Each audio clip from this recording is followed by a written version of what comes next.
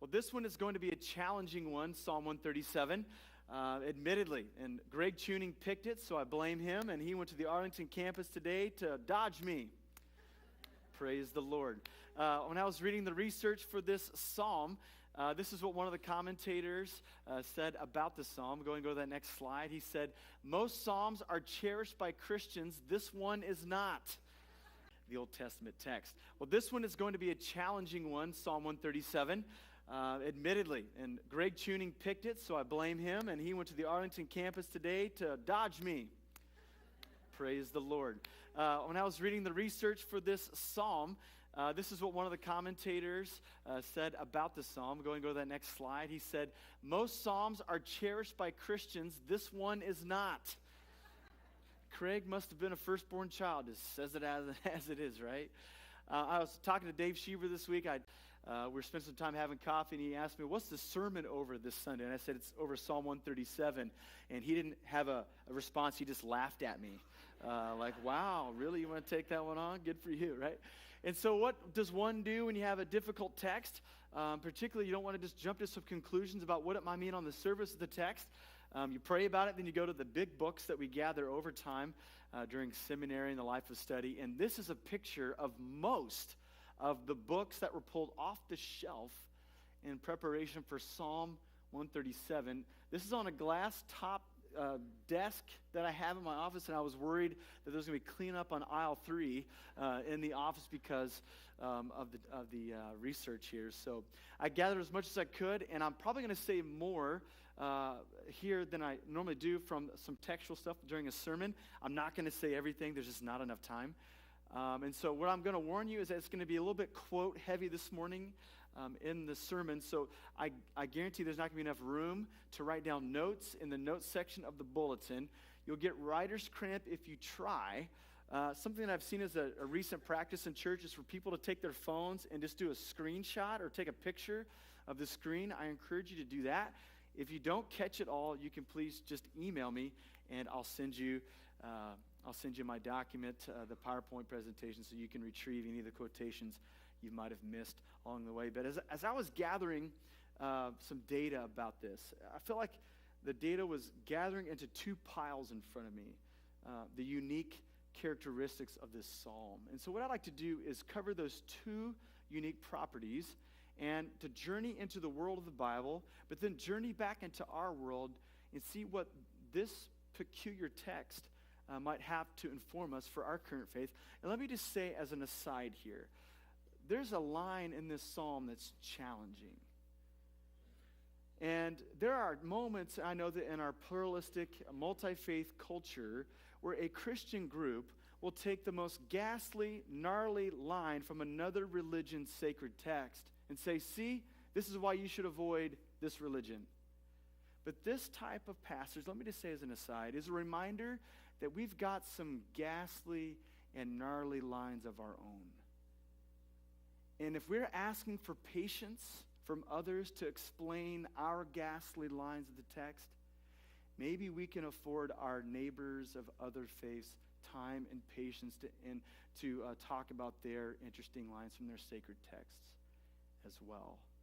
So we can be more hospitable towards their story, asking that they be hospitable towards ours as well.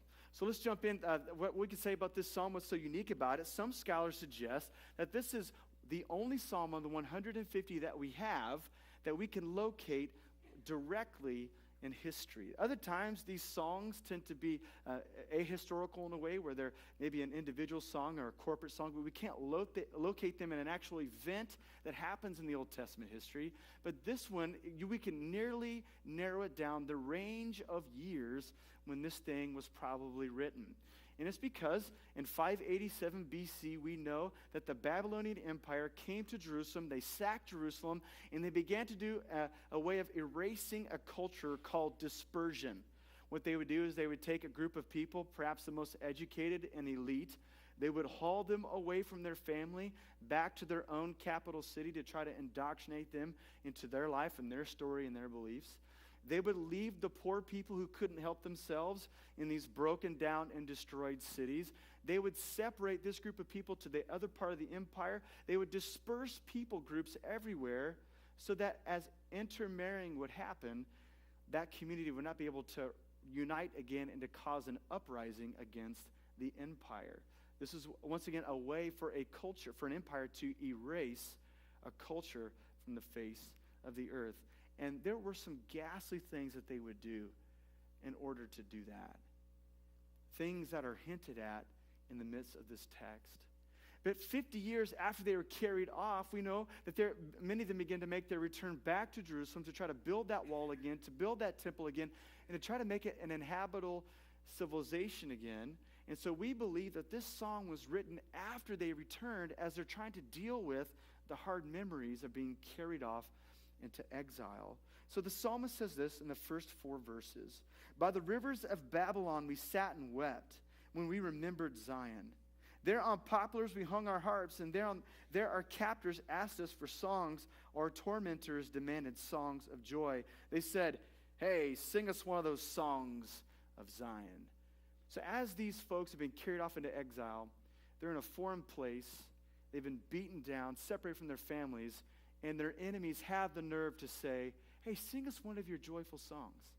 It would be like a visiting basketball team getting kicked in the back and the teeth as they're visiting some other team's gym, and towards the end of the game, all the home fans have taken out their car keys and jingling them and saying, warm up the bus, warm up the bus. That type of chiding would have been happening with this type of an action. Yeah, we know we carried you away. We know that we destroyed your cities. Hey, sing us one of those songs. So this is what the psalmist says in verse 4. How can we sing the songs of the Lord while living in a foreign land? So as the psalmist starts off this hard song, he talks about this dark moment of their history. He opens up a wound, and he wants to begin to deal with it. And as we begin to remember dark times, just like this psalmist, we can actually forget some things if we remember them correctly. And so instead of denying what's happened in the past, this psalmist has taken the courageous step of saying, no, let's talk about that again.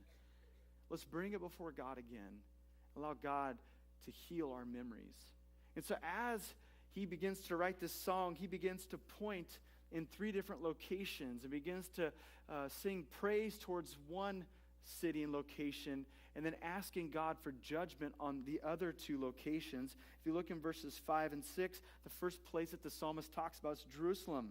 He says, I will not forget you, Jerusalem. May my right hand forget its skill. May my tongue cling to the roof of my mouth if I do not remember you, if I do not consider Jerusalem to be my highest joy. What the psalmist is saying here is this: the reason we were carried off in exile is because we forgot the joy of Jerusalem and the God who gave us Jerusalem. And so as we come back, the first thing I want to sing is, God, we're sorry for our wrongdoing.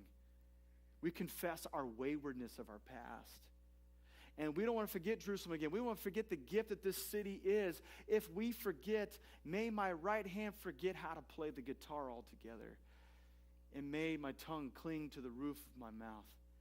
May I have no purpose for my skill as a musician, because I have no purpose if I can't dwell in your city, God.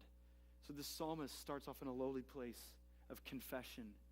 But there he begins to bring an indictment upon neighboring communities. So go to verse 7. The first one is the people of Edom. It says, remember, Lord, what the Edomites did on the day Jerusalem fell. Tear it down, they cried. Tear it down to its very foundations. Here's what's important about this verse. The Edomites were like the relational cousins to the Israelites. The Edomites were the descendants of Esau, Jacob's twin brother. And so if there were to be anyone who would have sympathy towards Israel and their lowliness when they were getting carried off into exile, a group of people to come to their defense, it should have been the Edomites. It should have been the cousin community. But what this text suggests, and what Obadiah suggests in other parts of the Old Testament, is that as Israel is being carried away, after months and years of battle against Babylon, with the buildings still burning in the distance, the Edomites seize the opportunity to loot their cities. It would be like somebody's house burning down, the family moving away, living in a hotel till it's put back together, only to have people come and to steal their copper wires and to take things from their vacant home. That's the pain that Israel experienced with their cousin community, Edom. And so the psalmist wants to remind God and remind the community that the Edomites were culpable in the destruction of Jerusalem as well. But from this place, the final place that the psalmist points his attention, it gets to this really challenging place in verses 8 and 9. Daughter Babylon, doomed for destruction, happy is the one who repays you according to what you have done to us. Happy is the one who seizes your infants and dashes them against the rocks. And that's where the song ends. There's a good chance as the Babylonians were carrying away some of the Israelites that they took care of the young population of the Israelites by throwing them off of cliffs, and their heads were dashed on the rocks below. And so as the psalmist is remembering this painful thing, he points a request towards God. God, don't forget the brokenness and the hardship and the darkness that we've endured. And if you're a good and just God, you will remember what's happened and you will make it right. What we see from this text is there's this confession about who God is. That God is the good creator God, and God has promised, because he loves his world so much, that he's not going to let the guilty go unpunished, but God's going to bring a fair and complete and just verdict at the end. This is not just a wish for hardship to come to this community, but it's really an appeal for God to make right which is left unright in God's world. This is what George Knight, a commentator, says about this text. The exiles were not showing deliberate hatred against the Babylonians, far less their babies. They were asking that they should suffer total war as they had so often waged it. Will the guilty go unpunished, or will God make things right? Will God be the just God? John Calvin says this about the text. This text is not just an emotional response from a lowly community. This is a confession that God's justice will get the last word in the end. That this won't go unnoticed nor unpunished. And that's just a bit challenging, I think, for some of us as Christians. We don't want to be a judgmental people. We don't want to be a church that's judgmental. And sometimes we don't like to talk about how God is a judge as we read the sacred text. We don't like to talk about how there's going to be a finality of things at the end. We'd rather things just be a little bit more bleak and fuzzy, and this is maybe going to work out on its own. But something that we see from the whole sweep of Scripture is that because God loves his world, he's committed to fixing it from the midst of its mess. Take, for instance, in Acts chapter 17, when Paul is preaching to a bunch of seekers who have zero interaction with the Old Testament. Like, on a scale, they're not even close to consider membership in the local church. They're just wanting to talk about spiritual things. But he doesn't just hold back. He doesn't say, well, this is not the time to talk about God's judgment. We'll wait till they're a little bit further down the road before we talk about these hard things. No, at the end of his sermon in Athens, Paul says this, in the past, God overlooked such ignorance, but now he commands all people everywhere to repent. For he has set a day when he will judge the world with justice by the man he has appointed. He has given us proof of this to everyone by raising him from the dead. What we see in the heart of the Christian confession is that God's not going to just allow this thing to unwind on its own, this creation project that he started, but he's in the midst of it.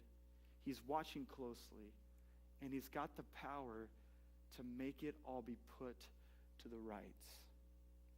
So what this means for us, particularly if we have struggled through some mishaps, through slights from other folks, we don't just have this vacant spot in the cosmos, no one there to appeal to.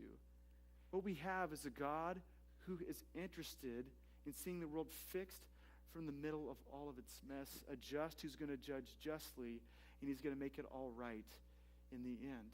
I like the way that Miroslav Volf, who's probably the greatest public theologian of our day, who grew up in Croatia, who was exposed to the violence towards the innocent from the Balkans, said this, and it's a 3-slide quotation, so I'll try to do it just as steadily as possible. This is what he says: if God were not angry at injustice and deception and did not make a final end to violence, that God would not be worthy of worship. The only means of prohibiting all recourse to violence by ourselves is to insist that violence is legitimate only when it comes from God. Next slide. My thesis that the practice of nonviolence requires a belief in divine vengeance will be unpopular to many in the West. And next slide. It takes the quiet of a suburban home for the birth of the thesis that human violence results from belief in God's refusal to judge.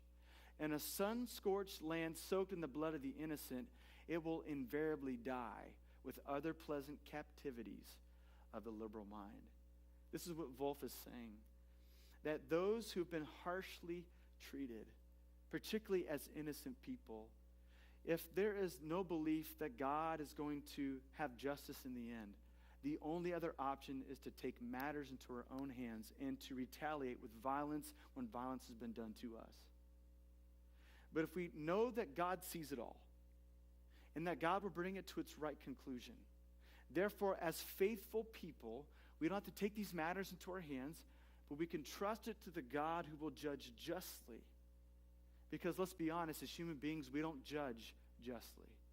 In fact, when something is done to us, we tend not to get even, but we tend to escalate, which causes the other party to escalate, which causes us again to escalate, and the whole world spirals out of control. What the Christian church has decided throughout all of our generations, throughout the deep confessions that we've had, is that we can trust God to have God's own final word on the matter.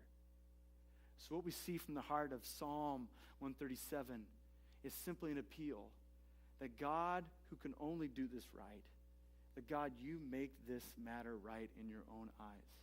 Let's be reminded that the person writing this song isn't the person who's in power, who has all the cash and all the weapons. To put it in contemporary terms, the person writing this psalm might be more apt to be from Aleppo, Syria, than a person who's born or who lives in the suburbs of Atlanta, Georgia. And knowing what folks in Aleppo have gone through, the wave after wave of terror and destruction in their city, we have to allow the psalmist who's undergone a similar experience to have the right to speak their mind about God making all of this right in the end. The second unique thing about this psalm is that it's a psalm that's kind of a unique genre in the book of Psalms. It's the imprecatory psalm. Now, that's an interesting word, and might be something that you might hear from your car mechanic than actually from a sermon. I can just hear it now. We have found the reason of the rattling in your engine. It's the imprecatory psalm that's in the engine block. You know, it's kind of this thing that doesn't roll off the tongue very easily. But the imprecatory psalm is a unique genre. Only a few psalms have it, and it's called the curse genre of a psalm. There are times in the Psalms when the worshiper is undergoing harsh persecution and disfavor with someone, with a leader, with a community. And so in the heart of their worship, they allow their feelings to be known that they wish that blessing would escape those who are harming them. That's what a curse is in biblical language. It's the anti-blessing. Blessing is God allow people to have access to wealth and safety and happiness. A curse is may that stuff be out of reach of my enemies. And so in the midst of this psalm, we have this interesting genre. And the question that we ask as modern worshipers is, what good can come from a worship style where curses are sang from the tops of people's lungs? Can you imagine that? A church saying, we have a traditional service, we have a contemporary service, then we have a service where you can yell curses all service long. Who knows? Because of the environment that we inhabit in American culture, it might be the busiest of worship services that we have.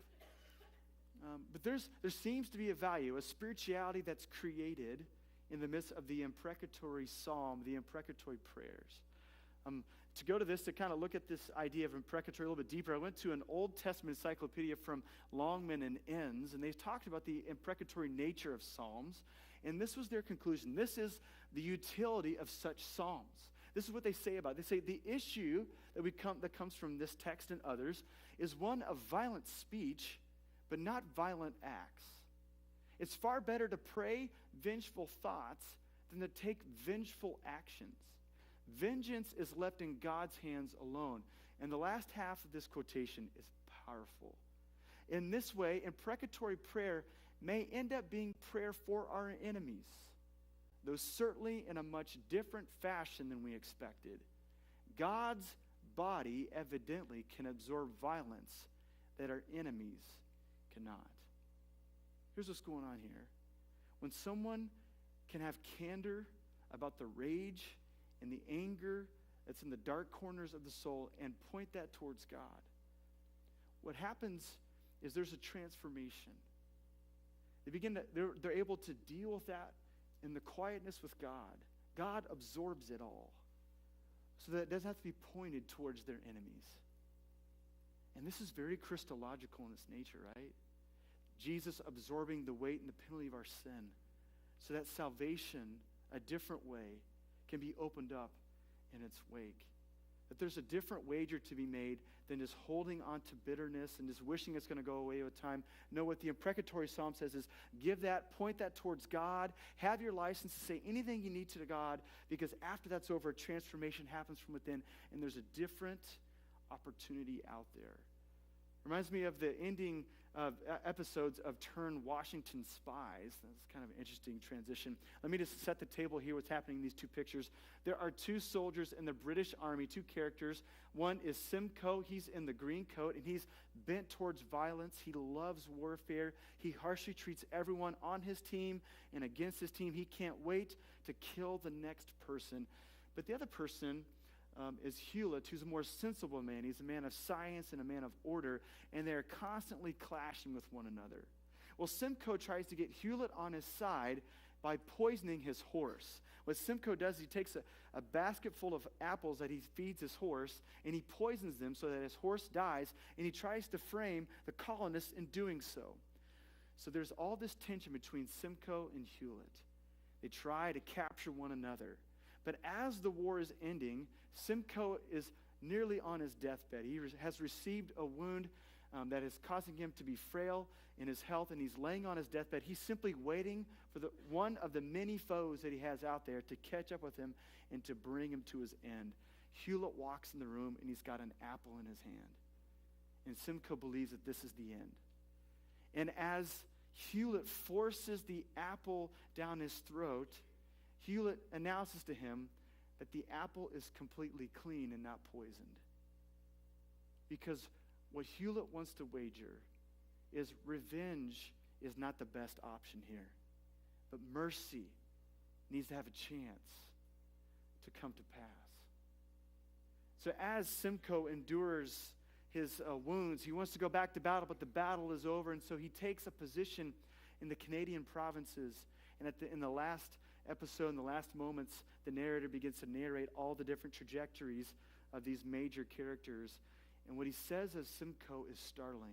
Simcoe takes a political position, and he's the first to bring emancipation to the slaves in the territories of Canada. Mercy triumphed over revenge. Revenge wasn't the only option. And what we see through the spirituality of the imprecatory psalm in a psalm like this is someone's allowed to get out all their deepest dreams, the darkest dreams that they have for an enemy, someone who's harshly treated them. But perhaps they don't have to act them out, and that God can absorb it so that they have an opportunity to live differently. One of the scholars that was bringing comment over Psalm 137 says, it's interesting that the psalmist would end this way because there's not a lot of rocks or cliffs in Babylon for the infants of the Babylonians to be dashed against in the first place. In fact, when they needed to build buildings in Babylon, they had to make bricks out of sun-dried mud. There wasn't enough rocks to fashion in order to build a building. And so you can imagine the psalmist, as he's writing this curse towards the Babylonians, he's like, God, I pray that harm would come to them. No, not just harm to them. I pray that hailstones would hail on them. No, not even hailstones. I pray that they would get teenage acne. No, not even teenage acne. I want you to, oh, you can't. There's not rocks over there. God, I want you to build rocks, and I want you to build cliffs so that their babies' heads can be dashed against the rocks. What this scholar said is this curse that's uttered at the end is a fantasy. It's something that's unimaginable, but it still transforms. You ever had such a division with somebody that you began to daydream about their demise? Maybe I'm the only person who's endured that. Maybe it's a neighbor and they've driven you crazy. Like, God, I pray that their roof would be totaled by a hailstorm. And I pray that trees would fall down. I pray that every dog would do their business in their front yard. I pray that they would have a contract with Comcast that's so bad they can never get out of it. I pray that they would get citation after citation from the city of Lakeland because of their trash and recycle receptacles. All of a sudden you get all this out, right? And you see what's been hiding deep within. And you have a moment to see it clearly. And you have a transforming moment. I had no idea that was all in there. Therefore, we have the opportunity to find a different way now that it's all out, for God to absorb it and for a different way to live.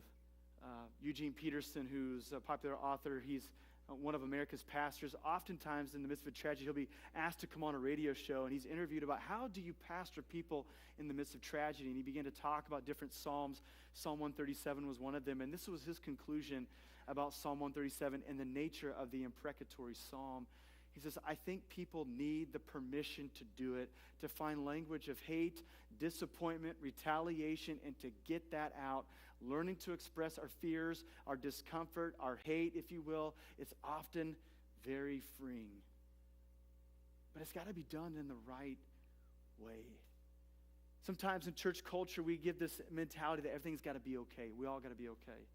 And then if you're not okay, you got to lie about it. We have this caffeine-free spirituality sometimes. And underneath a volcano is ready to erupt.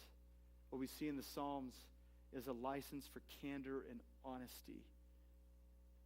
And the promise that God can endure it and we can be transformed by it. Richard Rohr says this, that pain that is not transformed, it will be transmitted. C.S. Lewis said this, unforgiveness is like drinking poison and hoping that it'll kill your enemy.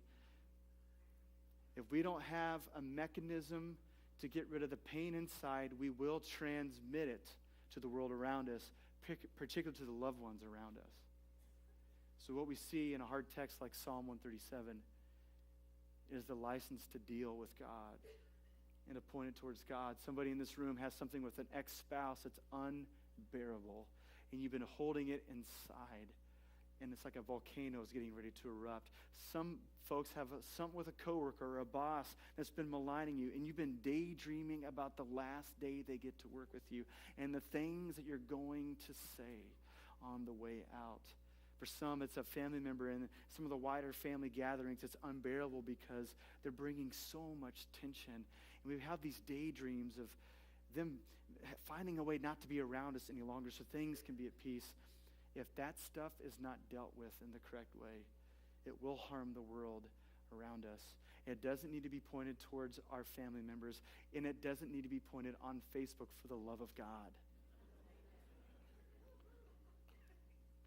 It needs to be pointed towards God because God will absorb it. He allows us to see all the darkness and the shadow and the ugliness of it, and he's the God who holds all things together, and he's going to bring it to its right end. We can place it in his hands and figure out a better way to deal with the disruptions and the disorder in the relationships around us. So here's what I want to do this morning. I think some folks need a space to point that towards God because it's about to erupt. So I'm going to pray here in a moment. And for those of us who need to leave and to be excused, I would like you to leave as quietly as possible. But for those who need a space like this psalmist to point frustrations, anger, bitterness, all that we've been trying to stuff deep down and hoping that it'll go away, we need to point it towards God, to allow the merciful embrace of God to absorb it and to convince us there's a better way.